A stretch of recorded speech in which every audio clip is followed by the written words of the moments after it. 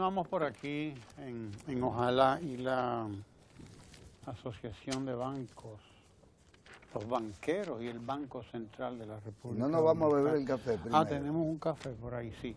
Indubán. Sí, porque el café hay que colarlo. Indubán no tiene un café colado. Muy buenos días a nuestra compañera. Gracias. ¿Cómo te llamas? Kenia. Kenia. Muchas gracias, Kenia. Gracias, Kenia. Café Santo Domingo, para nosotros. Café Santo Domingo, una maravilla. Guillermo le fascina el café Santo Domingo. Sí, desde tempranas horas de la mañana. Claro, por lo visto. La Asociación de Bancos y el Banco Central pues se reunieron para explicarle a la gente qué es lo que ha pasado con las fluctuaciones que ha experimentado, en este caso aumento de la prima o el precio del dólar, que eso es lo que es la prima, el precio, el costo del dólar en el mercado internacional. Debido fundamentalmente a que, dice, número uno, a la reposición de inventarios. Hay que reponer los inventarios por parte de los establecimientos comerciales. Algo que es estacional, es decir, es con las estaciones, cada cierto tiempo. Hay que reponer los inventarios después de la Navidad, por ejemplo, y antes de la Navidad. Hay que reponer mercancías, etcétera, por las demandas generadas por empresas productoras a raíz de los efectos también de las lluvias. Fíjense ustedes qué cosa, porque cuando ocurren estos fenómenos, pues también hay aumento de la demanda que no estaba previsto. Hay que traer cosas desde fuera, madera, por ejemplo, hay que importar mucha madera. Hay que importar productos de la agricultura y todo eso reclama dólares que no estaban previstos que salieran en ese momento. Al perderse la agricultura en determinados lugares, pues entramos en déficit y ahí viene la necesidad de que haya importaciones que no estaban previstas, Pago de facturas en dólares, de importaciones que se liquidan cada año final, repatriación de utilidades de las empresas extranjeras que están en el país, repatrian sus utilidades también cada cierto tiempo. Eso agrega presión al mercado cambiario. Incremento de la oferta monetaria de finales de año pasado, que tradicionalmente se origina por el pago de la regalía pascual, de los bonos en las empresas, etcétera. Y eso también aumenta la demanda. ¿Cómo el pago de la regalía aumenta la demanda? Por un lado, el que tiene más dinero en las manos, pues puede demandar dólares. Más dinero tiene la gente en las manos, más demanda de dólares puede haber, y lo hay, porque hay gente que viaja, por ejemplo. Pongamos solamente ese caso. Cantidad de gente que requiere dólares para viajar. $500 que cuesta un pasaje, $1000 que cuesta un pasaje, ya es una demanda. Y hay gente que aprovecha ese momento para viajar y eso es una demanda que se agrega. Dice el Banco Central que todo eso constituyó una presión a la demanda de divisas que habitualmente para la época se maneja, ¿no? En 85, 90, menos de 100 millones de dólares. Esta vez se metió en 130 millones de dólares la demanda. Pero desde luego, como bien ha aportado en los informes el Banco Central, en el banco hay suficientes divisas para hacerle frente a cualquier situación que se presente. La reunión de los banqueros y del Banco Central fue precisamente para buscar una manera o las maneras que se tienen previstas para resolver estos problemas. Una economía que está en crecimiento como la nuestra, además, es una economía que también demanda dólares. Hay presión para el dólar, porque si queremos crecimiento, el crecimiento se da, pero también tiene unos costos y unas condiciones en las cuales se va a dar. Hay crecimiento económico indudablemente hay mejoría de la clase media y esa clase media comienza a demandar bienes y servicios que se pagan en dólares, nada más en importación de electrodomésticos, de vehículos, etcétera, etcétera. Cuantos bienes usted puede imaginarse, pues eso se incrementa. Y si se incrementa la demanda de bienes y servicios, se incrementa la demanda de dólares, porque aquí no se fabrica vehículos, aquí no se fabrica electrodomésticos prácticamente, todo eso viene importado. Eso y mucho más. Entonces tenemos que entender que el crecimiento va a traer siempre aparejado el crecimiento económico, un aumento de las demandas de bienes y servicios y por lo tanto un cierto aumento también del costo de los dólares que hay que buscar para comprar todos esos bienes que empieza a demandar la clase media que está en crecimiento y la que no es media también.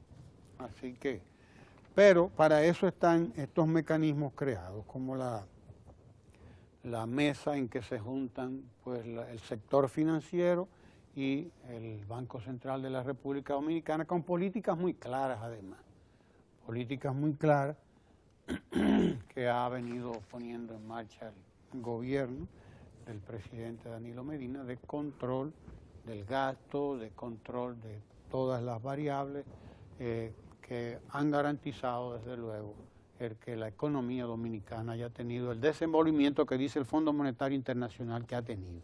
Desenvolvimiento vigoroso, dice, esa es la palabra que emplea el Fondo Monetario Internacional, crecimiento con un control de todas sus variables y sobre todo crecimiento con también mejoría de los indicadores sociales. Eso es lo que quiere decir el Fondo Monetario cuando habla de los indicadores sociales, es decir, baja de los niveles de pobreza, aumento del poder adquisitivo de la gente, crecimiento de la demanda, pero además crecimiento de la cantidad de empleo. Ayer se informaba las autoridades del Banco Central que se habían creado unos 140 y tantos mil nuevos puestos de trabajo en el 2016. Otra institución del sector privado decía que no eran 142, sino que eran 115.000 y tantos, casi 116.000 nuevos puestos de trabajo. Usted, como decíamos ayer, escoja cualquiera de las dos cifras, 116.000, 115.000 o 142.000 y tantos, como dice el Banco Central. Coja la que a usted le guste. Y como quiera, la que sea que usted coja de las dos, habrá superado las expectativas del gobierno, que el gobierno se había propuesto crear 100.000 puestos de trabajo en ese año, y se crearon más de los 100.000. 116.000, si se escoge la versión que daba un periódico ayer, o 142.000 y tanto, como decía el Banco Central. Que hay que decir que estas no son cifras que se cogen al azar. Estas no son cifras que se toman para complacer a nadie. Estas son cifras que están en la tesorería de la Seguridad Social y usted puede ir y tiene acceso a ellas. Y son cifras que están también en el Ministerio de Trabajo y usted tiene acceso a ellas. Y son cifras que están en la Oficina Nacional de Estadística y usted también tiene acceso a ellas, incluso vía Internet. Incluso vía Internet. Usted accede a la página digital de todas esas instituciones y usted va a ver que usted tiene acceso a ellas también. Y a la forma en que se recolectan esas cifras. Usted tiene 3 instituciones. Si usted quiere descartar al Banco Central, que también tiene sus mecanismos de acceder a esos datos.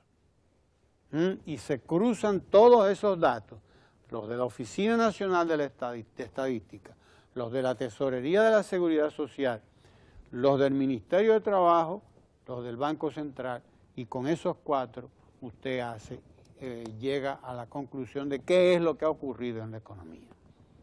Y de que el presidente no estaba inventando cuando decía que la economía dominicana podía producir 100.000 puestos de trabajo en el sector privado, no en el sector público, porque esto estamos hablando del sector privado, no el sector público.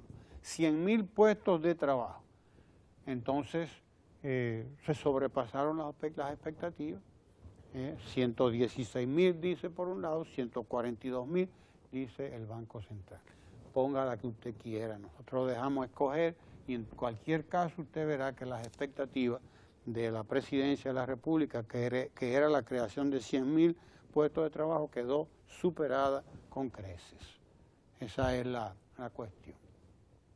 Y desde luego, para quienes dicen, bueno, el Fondo Monetario dice que sí, que es verdad que la economía dominicana ha crecido y ha venido creciendo un 7% de manera sostenida en los últimos 3 años, 7% en promedio.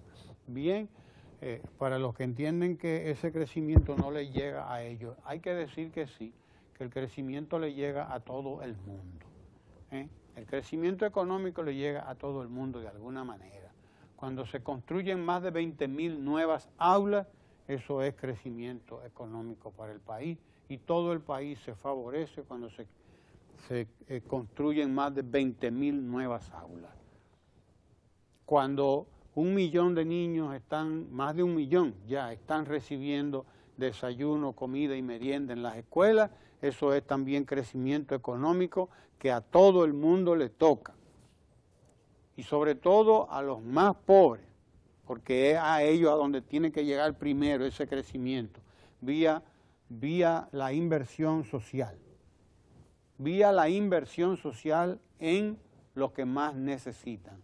Pues ese crecimiento está llegando a un sitio muy importante, pero muy importante. Y no hablemos de la ampliación y construcción de nuevas vías. Están construyéndose las vías de circunvalación de San Juan, la vía de circunvalación de Asua, la circunvalación de Baní, etcétera. Todo eso es crecimiento económico. Todo eso es crecimiento económico del que todo el mundo disfruta cada vez que cruza por una de estas carreteras o va a uno de estos hospitales que se están construyendo, que se están entregando a nivel nacional, o las estancias infantiles. Eso es el crecimiento económico que se necesita, no es el que le llega a los bolsillos a fulanito de tal. No es así la cosa, ¿no? Bueno, usted tiene un ejemplo de cómo la inversión, que no solo el gasto público, sino la inversión que se hace con el propósito de mejorar la calidad de vida de la gente, nos lleva a la estadística de que, por ejemplo, 9 de cada 10 pobres están cubiertos por SENASA y que el 40% de la población del universo, ¿verdad?, está bajo este Seguro Nacional de Salud, que se ha convertido, así como ha sucedido, digamos, también en el sector bancario, como con el Banco de Reserva, que al paso del tiempo se ha ido consolidando como una entidad financiera que a su vez es un importante elemento para el manejo adecuado y para la liquidez del gobierno, pues también resulta en casos como este. SENASA es hoy, sin lugar a dudas, el principal seguro, el principal, quien le brinda a la población una mayor cobertura, y las metas son seguir adelante. En el caso de SENASA, eso era una meta presidencial, o es una meta presidencial.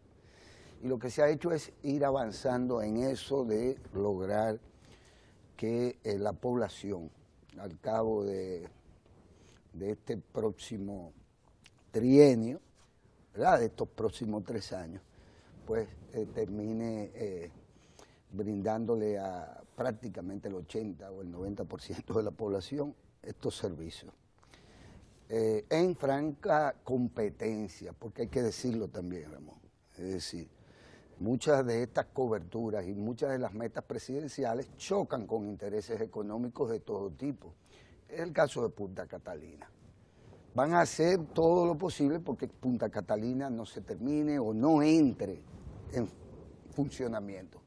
¿Por qué? Porque hay sectores que tienen pingües beneficios con este negocio que al cabo del tiempo los pagamos nosotros luego de recibir una mala y cara energía eléctrica. De tal suerte que cuando el presidente se plantea como meta cambiar la matriz energética del país, lo hizo también atendiendo a una planificación que nos permitiera saber que al cabo del tiempo la generación eléctrica de las dos plantas de Punta Catalina pues van a sentar reales, como se dice, y van a constituirse en un peso específico dentro del sector que impida que los dominicanos sigamos pues recibiendo un mal servicio eléctrico y caro. Son metas presidenciales y son parte de eso que algunos han pretendido desde el principio negar que existen planes. Y vaya pretensión, pero así se siembran percepciones, o así se pretenden crear situaciones de vacío. El tema del dólar no solo es un tema estacional, coyuntural, sino también, sí, es la zafra de quienes operan como negocio el mercado cambiario. Y obviamente para eso también están las autoridades monetarias, la del Banco Central, para decir, bueno, yo tengo aquí con qué suplir cualquier tipo de situación. Nunca como ahora han estado las reservas en dólares a disposición de la política cambiaria macroeconómica, que la tiene que establecer naturalmente el Banco Central. ¿Qué ha hecho? Y así lo dicen las entidades que tienen que ver con esto, que junto a ellas, y como parte de todo un plan para evitar el descontrol de la prima y la intención que tienen algunos sectores, porque esto también hay que advertirlo, hay sectores que siempre han apostado a solucionar cualquier tipo de situación, incluyendo su propia incompetencia, con el deslizamiento de la llamada prima. No, pues vamos a devaluar la moneda porque así devaluando nos hacemos más competitivos. Pero sabemos que una devaluación de nuestra moneda se traduce necesariamente en un crecimiento del índice o de la tasa de inflación acumulada. Porque las devaluaciones sí que encarecen la vida y las devaluaciones sí que afectan al pueblo dominicano. De tal suerte que hay que felicitar que esta variable también está en buenas manos con el Banco Central y con los empresarios fundamentales del negocio de las divisas en la República Dominicana. Y obviamente que este tema ni siquiera el informe prácticamente lo asume como un problema potencialmente que genere presión sobre el resto de la economía, porque es una variable controlable, a menos que se quiera especular con la moneda coyunturalmente o a menos que se quiera devaluar la moneda con el fin de favorecer coyunturalmente a determinados sectores que pretenden hacerse también competitivos a partir de eso, de que los demás se fuñan y ellos puedan también competir como pueden. Como ocurrió en otros 2000 momentos. Al 2004, claro. Aquí 2003, 2004, la prima, el costo del dólar subió a niveles astronómicos, que sacó de competencia a una cantidad de pequeños y medianos comerciantes, los sacó de competencia en beneficio de otros sectores que sí podían hacerle frente a la situación. Mira, Ramón, decenas de gente. Con café o sin café Santo Domingo, Lucas Vicen parece estar ahí, al bate. Lucas Vicen, claro que sí. Se formó la comisión para la celebración del bicentenario, los 200 años del nacimiento del patricio Francisco del Rosario Sánchez. De eso vamos a conversar todos estos días porque el nacimiento del patricio Francisco de Rosario Sánchez se cumple los 200 años el día 9 de marzo, el mes que viene. De manera que estaremos rindiendo tributo a Francisco de Rosario Sánchez, como lo hacemos con Mella, con Duarte y con todos los padres de la patria que son muchos, los padres y las madres de la patria, dicho sea de paso. Sí, porque ahí hay también madres de la patria. Que no solo un Sánchez, sino que María Trinidad. María Trinidad, por ejemplo. sí señor, que también fue una, y Concepción Bona, que lo fueron también padres y madres de la patria. Entonces estaremos dándole seguimiento a todo lo que se va a hacer durante todo este año, claro, para recordar a uno de los dominicanos más interesantes, porque Francisco de Rosario Sánchez era un negro interesante, sí, porque han querido hasta blanquearlo. Tú ves que cada vez que hacen un cuadro de Sánchez, lo pintan más clarito y lo van aclarando, pero Sánchez era un negro, en todas reglas, y eso no le quita ni le pone nada, para que usted sepa, un ser humano estupendo, formidable, digno de estudio y de admiración, además. Que por igual reflejó la composición de la sociedad del pueblo dominicano. Exactamente. Que también incluía naturalmente a esos sectores. Así es.